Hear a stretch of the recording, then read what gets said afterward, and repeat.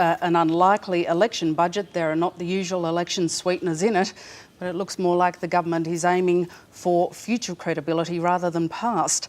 I'm joined now by the Finance Minister, Penny Wong. Penny Wong, welcome to ABC News 24. Good to be with you. Is that right? You're aiming for future credibility rather than past, given the forecasts in last year's budget haven't been met? No, what we're aiming for is a plan for the future. What we're aiming for is funding the nation-changing reforms that are the reform of our schooling system and that are disability care.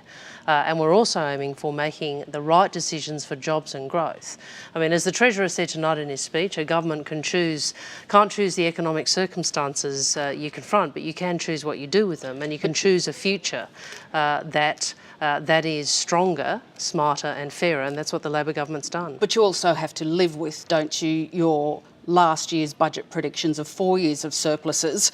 Even on this year, this financial year, if the $17 billion of revenue you had written down had actually come in, you still would have been in deficit to the tune of $2.4 billion. Well, let's understand what the challenge the nation faces and the government faces, because I know the opposition want to pretend there's no such thing.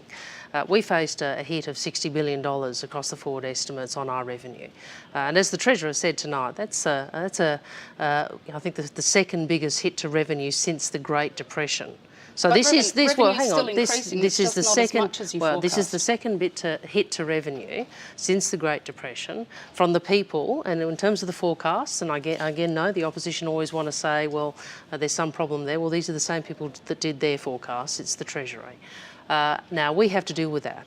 And the government made two very important decisions. The first was, we're not going to chase revenue down, we're going to put jobs and growth first. And the second was, we will take the responsible savings to chart the path back to surplus, and that's what we've done, and to fully fund disability care and the reform of Australia's schools. The Treasurer says he's made $43 billion of savings over the forward estimates. About $25 billion of that is tax increases or tax changes or not going ahead with tax cuts. Half of that $25 billion is the $11 billion of the Medicare levy. You're cutting your own spending by less than half of that $43 billion amount. Well, it's true that we've already taken a great deal of savings to date, and it's true that we've added to that in this budget, and it's also true that we are the lowest taxing, we're a much lower taxing government than John Howard and Peter Costello. And if you look at the most accurate measure of that, which is tax as a share of the economy, you'll see ours is far lower than the one we inherited. The thing that really we see in this budget is savings not just for the forward estimates but for the long term. So the government is saying, we understand how important these reforms are to Australia's future, how important it is to lift all our classrooms, how important it is to provide people with disability in this country the care and the support they should be entitled to. And so what we're going to do is lay out a plan over the decade to fund them, and that's what we've done. But is the fact that there are $25 billion effectively of tax increases a recognition that boast that you're so much more a lower taxing government than John Howard was actually means you cut taxes too much? Well, what we've done is make responsible savings and we've funded very important reforms for the future. And no doubt we'll be criticised. I mean, you criticise us on one side, we'll also be criticised on the other. I'm sure people will criticise us for the decisions we've made, for example, on the baby bonus. But if we want to have these sorts of reforms, which are about the future of the nation, then we have to make the right choices to resource them. Now, if we could go to the carbon price, something you know very well from your time as Climate Change Minister, you've been Finance Minister for a few years now, so... You've revised down the expected carbon price in 2015. It's now at $12 a tonne.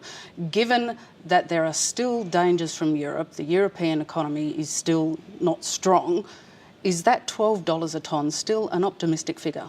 I have to say it's interesting to look at what Tony Abbott used to say about the carbon price. Remember, he always used to say that the government's estimates were wrong because they were too low and that the carbon price would just go up and up and up. Now his criticism is the other way around. But given the state of Europe, it's possible, isn't it, that it could be lower than $12 a tonne? We have revised that price estimate.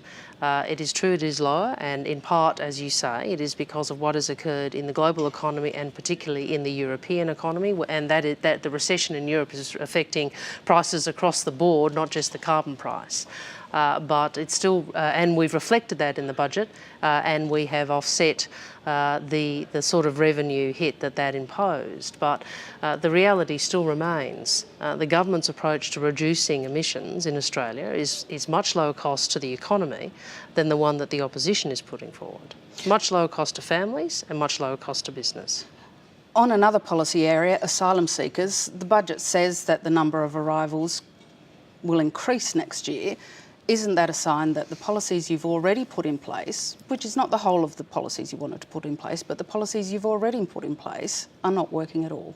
Well, look, it's true we've seen an increase in arrival numbers, and in great part, that is what's happening in the global situation, but in part that's also what has occurred in terms of the opposition. And on this issue, we know that they've put their own political interests ahead of the national interests and not allowed the government to implement the recommendations of the Houston report.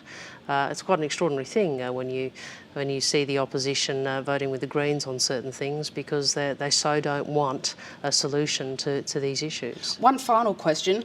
What do you say to families who've been hit with around $5 billion of cuts in this budget, as well as cuts in health spending? Why should they vote for you at the next election? Well, what I'd say is this is about a choice, and I'd make 2 points. First, this government has chosen to provide greater assistance to families through the school kids bonus, through paid parental leave, through the increases in family tax benefit, and through the increase in the tax-free threshold, which particularly benefits second income earners. But ultimately, this is a choice. If we want better schools for all of our children, if we want support for people with disability, then we have to make the difficult choices to fund those reforms for the future. Penny Wong, thank you very much for your time. Good to speak with you.